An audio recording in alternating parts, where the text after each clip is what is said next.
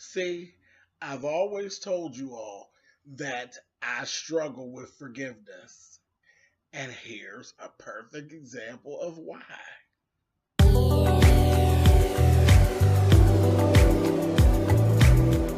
And I'm like, come on through, Cookie. I'm going up on my soapbox. That's basically it.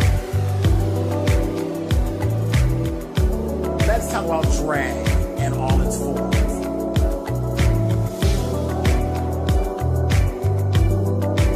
What, Cookie?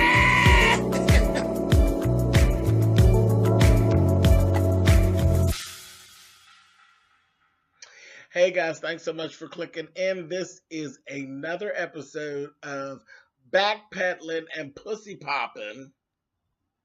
And today we're going to be talking about doing it the Amar Stoudemire way. Like I said, I always have had an issue with forgiveness. I'm not a very forgiving person. Once you show me you, then I kind of know who you are, and it is what it is, and I treat you accordingly. What I've found in my time here is that generally when you forgive a person, they end up doing something equally as bad or worse, and it usually doesn't take very long before it takes place. So I have an issue with forgiveness. And I mean, I've heard it all. You forgive for you, you don't forgive for them. Yeah, I've listened to all that. But let's get into this story. Amar Stoudemire, he is a 14-year NBA player that used to play for New York Knicks. He now plays for an Israeli Premier League. 33-year-old player, okay? He's no spring chicken. He's no young boy, okay? So he pretty much knows how to conduct himself through the business and should know how to conduct himself in a professional manner. But he just kind of doesn't. What actually happened was there was a statement that he actually made during an interview. During an interview with a publication that's actually called Walla Sports, Stoudemire was actually asked how would he handle being in the locker room with a new player to the team that is homosexual. And he responded by saying, I'm going to shower across the street, make sure my change of clothes are around the corner, and I'm going to drive and take a different route to the gym. And the journalist actually shot back and said, are you joking? And he says, there's always a truth within a joke.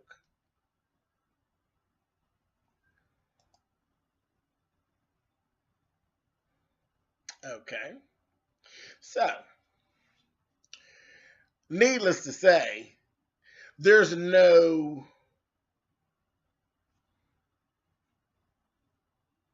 question that that was a very homophobic remark.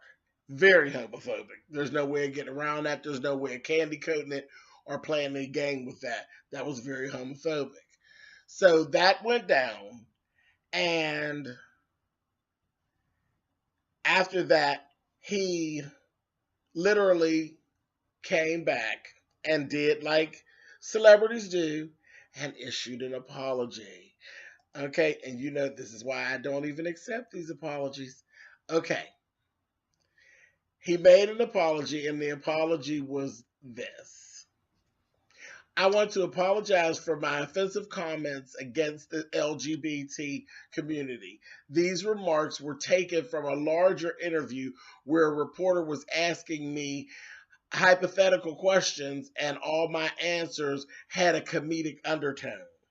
The answers I gave were meant to be taken as jokes, and I am deeply sorry for offending anyone.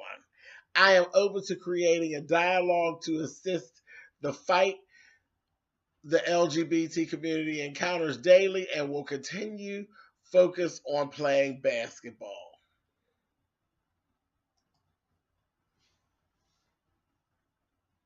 So now you're a basketball player and a comedian?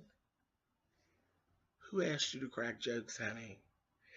That's nothing but bullshit. It's nothing but bullshit. And I get so tired. So tired. And it is definitely backpedaling and pussy popping. He's used to running up and down the court and used to his calves being tired. He should definitely be tired of his calves burning from pedaling that damn bike backwards with that, because that was full of backpedaling and pussy popping. And it's just bullshit. Like I said, the thing about it is, this is not his first time at the rodeo. Not at all. See, this same little fella in 2012 was on Twitter and sent a Twitter message to a person of the LGBTQ community, and it had a homophobic slur in the message, and it went so far that he literally was fined by the league for $50,000. Okay? And he came out that time with an apology.